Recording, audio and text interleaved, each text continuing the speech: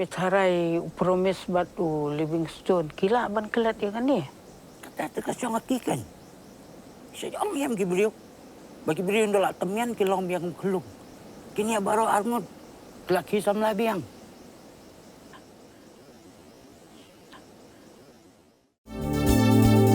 Kikubor Kapatisi TV. Ka East West Group of Institution Bangalore, ka khot admission nakamta ka nursing but paramedical course, ka bala ithu da ka Indian Nursing Council, ka buy admission ka badunatam, but 6% ka jinyokam. Pila ru ban apply da ka education loan. Kid khot ka KSU Bengaluru unit ringkat bat ka kemi jong ka wei ka khna ka bala khan rus nam karta ka bala mi nala yeng ban ya phat bat usamla muslim ha ka khat santarek uyayong ka sengkala yara ban penwan hadin bakani ka khna kamshem lawan phashu shala yeng la shitayo ay hau kurwa bala phada ka KSU Bengaluru unit la pente baka seng ringkat bat ka kemi jong kani ka khna kila lecha Belandur police station ban ujor da ka ijar hapo ka Pokso Act.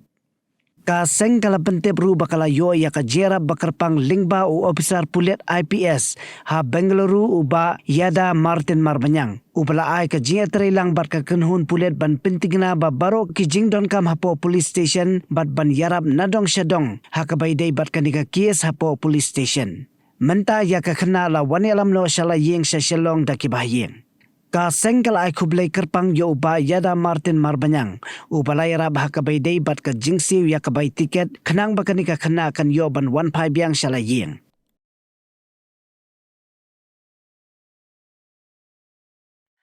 Ang ni kusak ajakku, ang ni ajak ongani ko mesoka.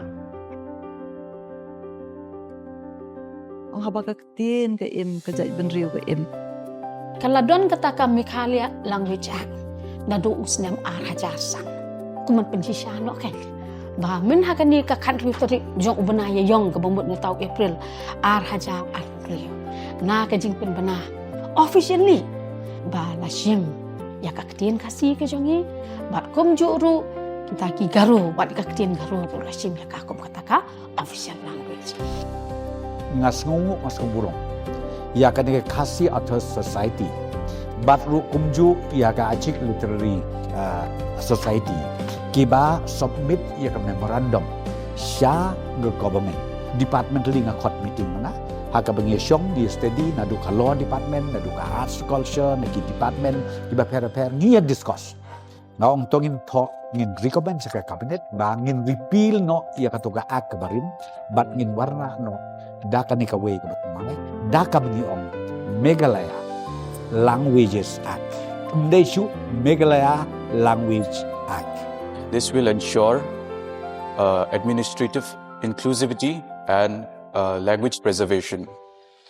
It will also ensure that communication is more efficient in government offices and other institutions.